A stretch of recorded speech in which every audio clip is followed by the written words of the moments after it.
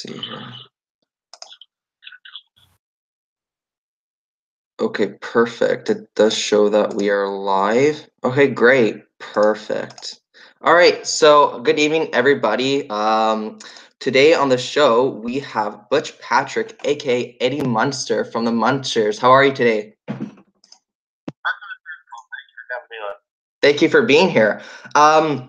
Big fan of the show, The Munsters. I grew up with this. My parents introduced me to this show. Always loved it. I just had a few questions for you. I want to know, like, how did you get involved with the film industry?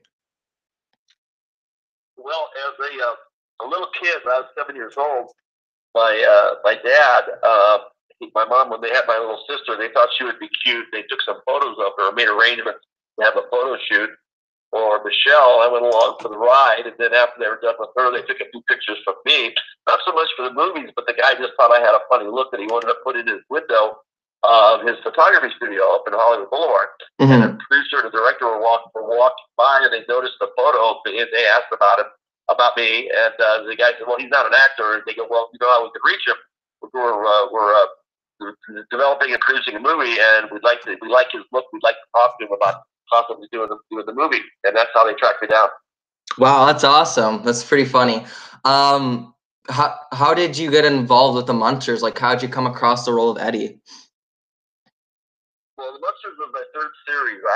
After I did that little movie, then during the filming that 6 weeks, I got a General Hospital, and then I got a Kellogg's Cornflakes commercial, and then after that, I got the Real McCoys. So by the time the Munsters came along, I was actually living in Illinois with my grandmother, and they had narrowed it down to, they had actually hired a kid, but they decided they didn't like him. Mm-hmm. And they had interviewed a bunch of kids, and they had narrowed it down to 2 other kids for a screen test. And my agent convinced them to fly me out for the screen test day, which I did, and then they wound up hiring me on the spot. Wow, that's awesome. That's really cool. When you first did the acting field, did you start off with any commercials, or did you go straight to like TV shows?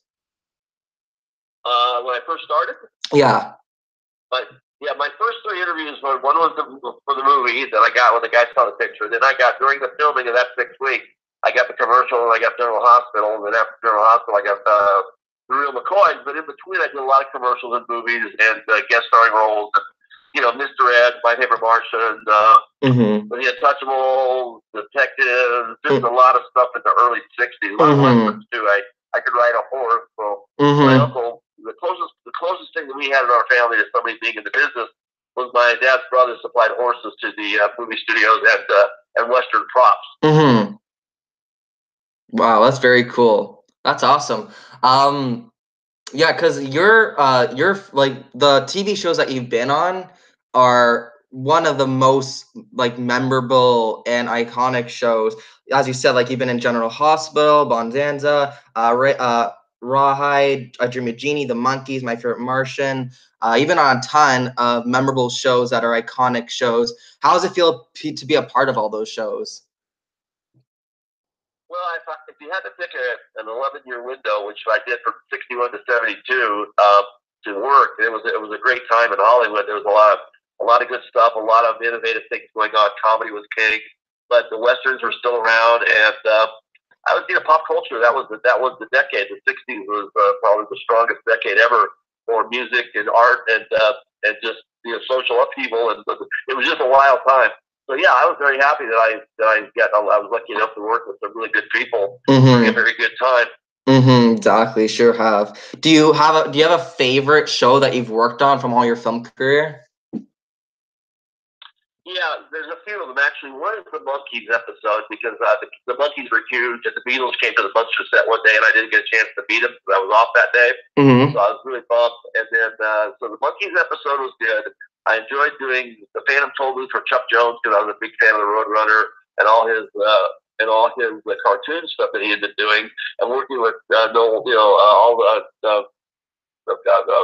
what am I thinking?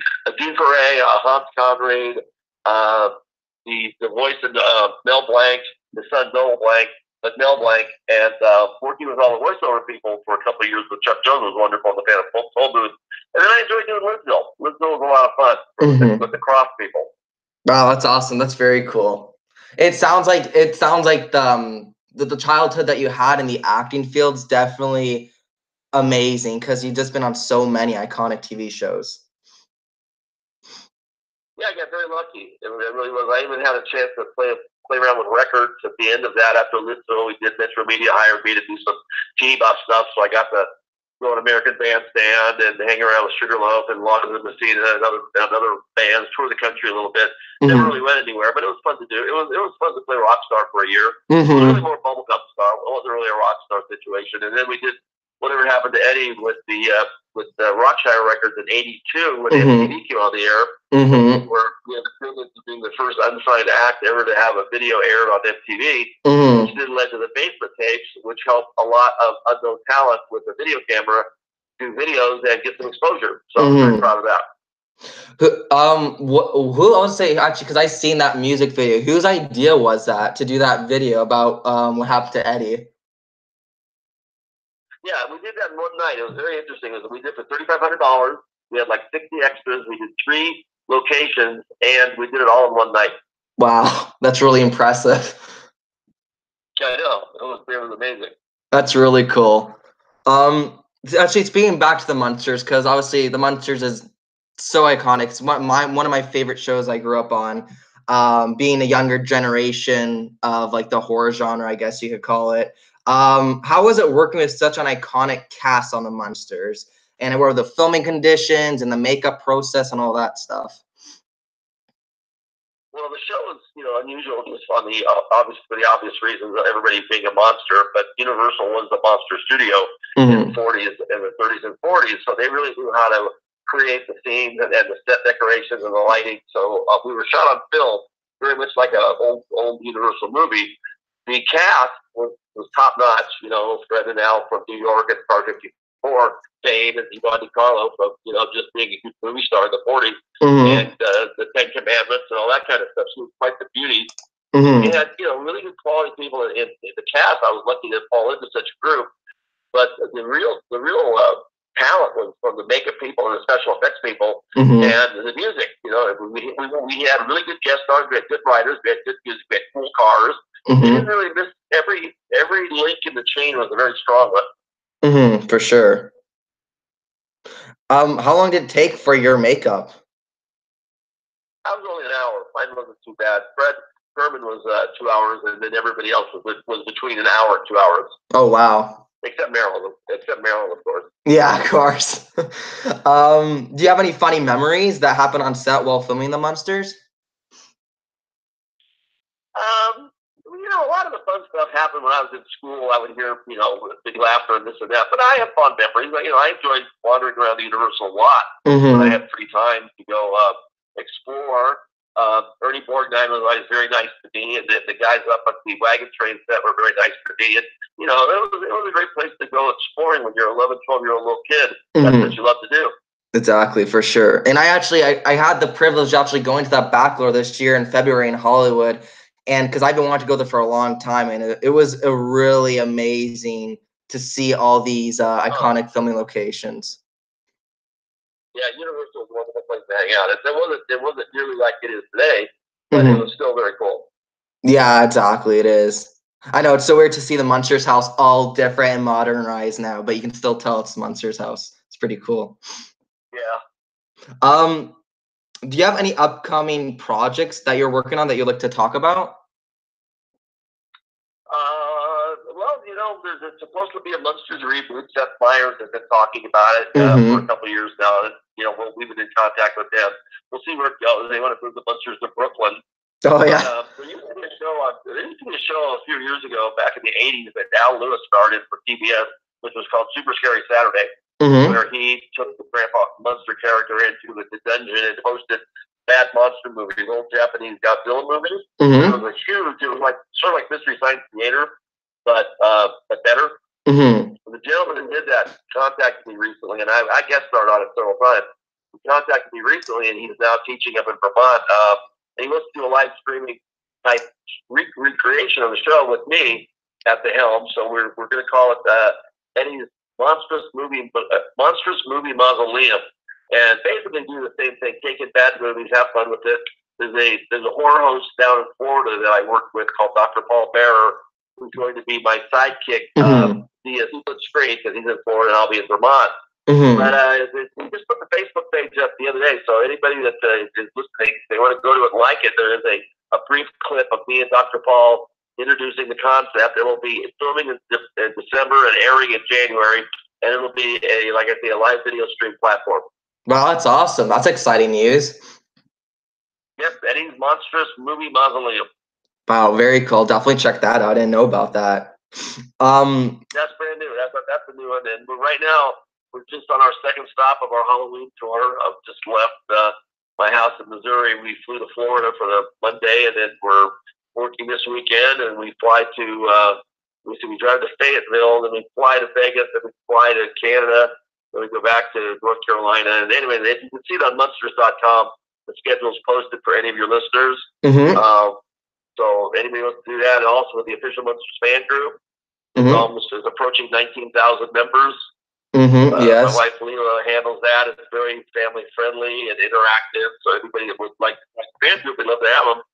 Sure is, and I'm actually part of that fan group too. It's amazing, great people on there, and I actually left the link below in the description. So anybody want to join the group, I left the Facebook group, the Munsters website, as well as the Instagram page. So everybody make sure to go follow them on there.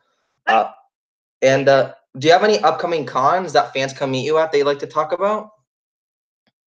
Well, just basically what's on the schedule. The Hamilton Con up in Canada. We've got. I don't actually have the names of them in front of me. I know that we're doing an interesting thing in Vegas for a new app for a gambling app for playing a Munsters slot machine. Oh yeah. I think it's called My Play Vegas. I think it's called. Is it called My Play Vegas? Okay, never. Play Studios My Vegas, I think it's called. Play Studios My Vegas. Next year we've got a whole bunch of new stuff coming out. There's a lot of new Munster merchandise on the horizon. Awesome. And, this and that, and I'm touring with my cars and doing a lot of that stuff. But that's about it for the moment. We're this month my wife's got me booked all the way through halfway through next year already. So Munsters are super popular and it's still super strong fan base. Oh, for sure, and I love it. And like as I said, like I'm a younger generation of the show. I grew up with it from my parents because my parents used to watch it as kids. So they introduced me to Munster Go Home. Then I eventually started watching the TV series, and it's amazing to be one of the younger generations that watch this show because you don't find it often today unless someone like a parent introduces their child to the show or a friend. Right. But if people when they come out and visit, especially when they have kids with them, and they're sharing the experience with them, and this is what I watched when I was a little kid.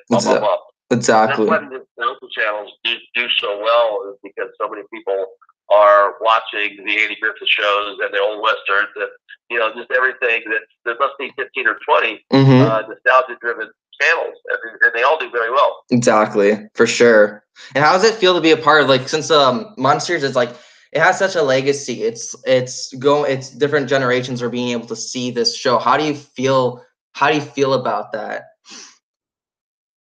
About the multiple generation fan base? Yeah, how's it feel to be a part of that? It must feel amazing. Oh, it's great. It's basically, you're friends with these people for 50 years, and the older ones anyway, and you grew up with them, and you didn't know them personally, but they certainly knew you, and to be part of their lives in a positive way. And when they come out and meet you in person, get wonderful stories about what you did for them, and how they were very thankful for being on the show. So it's a feel-good situation all the way around. Everybody's happy. It's great. Oh, for sure. And I actually got a chance. I met you. I think it was a couple years ago back at Niagara Falls Comic Con. I met you there. It's a pleasure meeting you. It was awesome meeting you. Really nice guy. You and your wife are amazing. What you do for the fans. We appreciate you guys so much. It's amazing what you guys do. Thank you. We appreciate it, and we always like to hear that. Thank you very much. Thank you.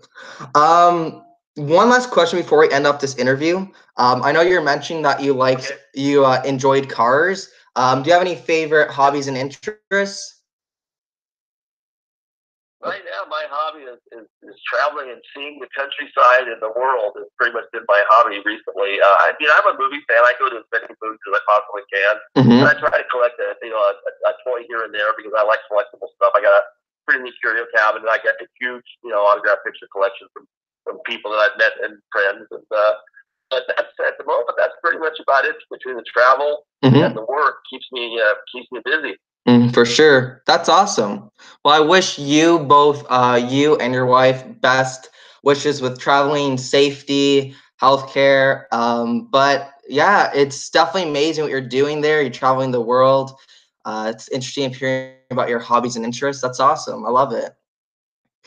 I've been very lucky. The show, for a little 2-year show from 54 years ago, it's been good to a lot of people. It's been good to me. It's been good to the fans. So everybody's happy. For sure. Well, I appreciate you very much for being on the show today. I really appreciate it. It's been a privilege talking to you. Thank you very much, and have a great Halloween season yourself, okay? You too. Thank you very much. You're welcome. Bye now. Bye. Take care.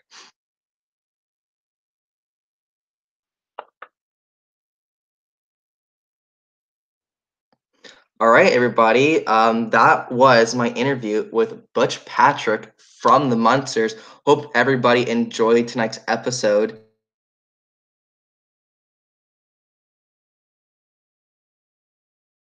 My guest, I'll be announcing later this week, and hope you guys can tune into the episode. But I hope everybody enjoyed tonight's episode, and I hope everyone has a great night. Bye now.